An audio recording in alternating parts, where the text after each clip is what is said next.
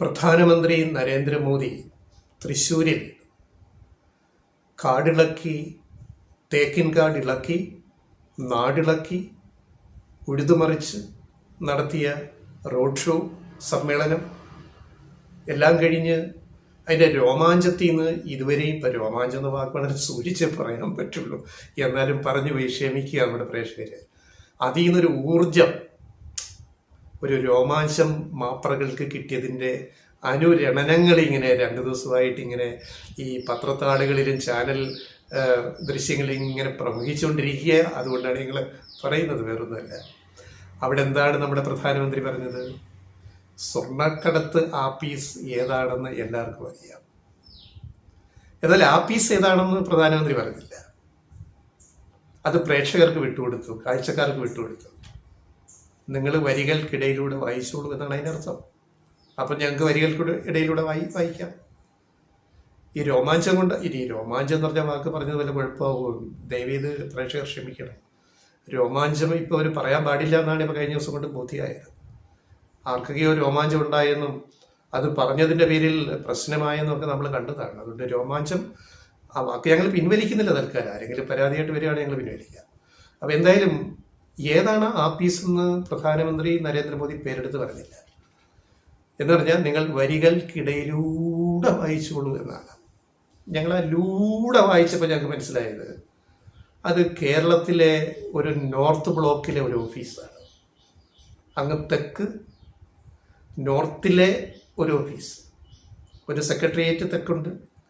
ആ സെക്രട്ടേറിയറ്റിലെ തെക്കിൽ ഒരു north block ഉണ്ട്. ആ നോർത്ത് ബ്ലോക്കിൽ ഒരു ഓഫീസുണ്ട്, ഒരു വലിയ ഓഫീസുണ്ട്. അവിടെ ഒരാളിരിപ്പുണ്ട്. അതാണ് പ്രധാനമന്ത്രി ഉദ്ദേശിച്ചതാണ് ഞങ്ങളുടെ ഒരു വിലയിരുത്തൽ. ഞങ്ങൾക്ക് പേര് പറയാൻ കഴിയുന്നില്ല, പക്ഷേ ഊഹിച്ചാൽ ഞങ്ങൾക്കതാണ് പിടികിട്ടിയത്. അപ്പോൾ അവിടെ ഞങ്ങൾ ചോദിക്കട്ടെ, ഒരു സംശയമാണ്.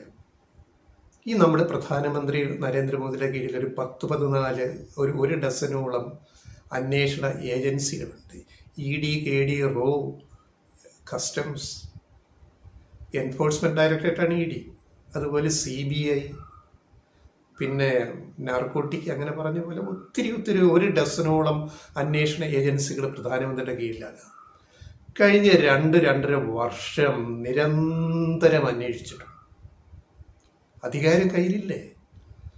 നിരന്തരം അന്വേഷിച്ചിട്ടും ഈ നോർത്ത് ബ്ലോക്കിലെ ഈ പറയുന്ന ഈ സ്വർണ്ണക്കടത്ത് ആപ്പീസിൻ്റെ അടുത്ത് പോലെ എന്താ പോകാൻ പറ്റാതായിപ്പോയത്? പോട്ടെ, അതൊരു വലിയ കെട്ടിടത്തിൻ്റെ മുകളിലെ 3-ാം നിലയിലാണ് അതിരിക്കുന്നത്, ഈ സ്വർണ്ണക്കടത്ത് ഓഫീസ്. അതിൻ്റെ കോമ്പൗണ്ടിൽ പോലും ഈ പറയുന്ന ED, KD, റോ, CBI, കസ്റ്റംസ് ഒന്നിനും പോകാൻ പറ്റിയില്ലല്ലോ ഇത്രയും കാലമായിട്ട്. എന്നിട്ട് എന്താ നമ്മുടെ പ്രധാനമന്ത്രി ഇങ്ങനെ പറയുന്നത്? പ്രധാനമന്ത്രിക്ക് അധികാരങ്ങളൊന്നും ഇല്ലേ? അല്ല, ഞങ്ങൾ വെറുതെ ചോദിക്കുക. അദ്ദേഹം റബ്ബർ സ്റ്റാമ്പാണോ? ഈ സ്വർണ്ണക്കടത്ത് ആപ്പീസ് എന്ന് മാത്രം വളരെ എന്താ പറയുക, ലളിതമായിട്ട് പറഞ്ഞങ്ങ് വിട്ടുകളയാൻ പാടില്ല എന്നാണ് ഞങ്ങൾക്ക് പറയാനുള്ളത്. ഇനിയെങ്കിലും, ഇപ്പം 2.5 വർഷം ഇങ്ങനെ പോയി, ഒന്നും നടന്നില്ല. ഇനിയെങ്കിലും ഈ ആപ്പീസിലൊന്ന് കയറാൻ നോക്കണം. തീർച്ചയായിട്ടും കേരളത്തിലെ BJPക്ക് ചെയ്തു കൊടുക്കാവുന്ന, നമ്മുടെ പ്രധാനമന്ത്രിക്ക് ചെയ്തു കൊടുക്കാവുന്ന ഏറ്റവും വലിയ സേവനം ഒരുപക്ഷെ അതായിരിക്കും. അതിൻ്റെ അകത്തൊന്ന് ഇവരെ ഒന്ന് ED ഒന്ന് കയറ്റിയിട്ട്, അതൊരു വലിയ മാപ്രകൾ, എപ്പോഴും മാപ്രകൾ എന്താ പറയുക, ഇത്രയും 3 കൊല്ലം ഉഴുതുമറിച്ചിട്ടും ED ഉൾപ്പെടെ ഉഴുതുമറിച്ചിട്ടും ഒന്നും ചെയ്യാൻ പറ്റാത്ത കേസാണ്. അതിൻ്റെ കോമ്പൗണ്ടിൽ കയറാൻ പറ്റിയിട്ടില്ല. എന്തേ പറ്റാത്തത്? അത് തുറക്കാറില്ല, അതുകൊണ്ടാണ് ഇനി അതിൻ്റെ അകത്ത് കയറാൻ പറ്റാത്തത്. അത് ദിവസവും ദിവസം കഴിച്ച് എല്ലാ ദിവസവും തുറന്നു നോക്കുന്ന ഒരു വലിയ ഓഫീസാണല്ലോ, അത് വലിയ ആപ്പീസ്. അവിടെ എന്താ കയറാൻ പറ്റാത്തത്? ഇനി അങ്ങോട്ട് കയറാനുള്ള എല്ലാ ശ്രമങ്ങൾക്കും യജ്ഞങ്ങൾക്കും നമ്മുടെ മാപ്രകളുടെ എല്ലാ പിന്തുണയും കിട്ടും. കാരണം ഈ 2.5 വർഷം നമ്മുടെ മാപ്രകൾ ഓരിയിട്ട് വിളക്ക് പിടിച്ച് തന്നിട്ടുണ്ട് ഇതിന്. ഇനി അവർ കൂടുതൽ ഓരിയിടാനും ഇനിയും വിളക്ക് പിടിച്ചു തരാൻ അവർ മുന്നിൽ തന്നെ ഉണ്ടാവും മാപ്രകൾ. ഒരു സംശയം വേണ്ട, എല്ലാ പിന്തുണയും അവരുടെ ഉറപ്പാക്കാൻ പ്രധാനമന്ത്രിക്ക് കഴിയും.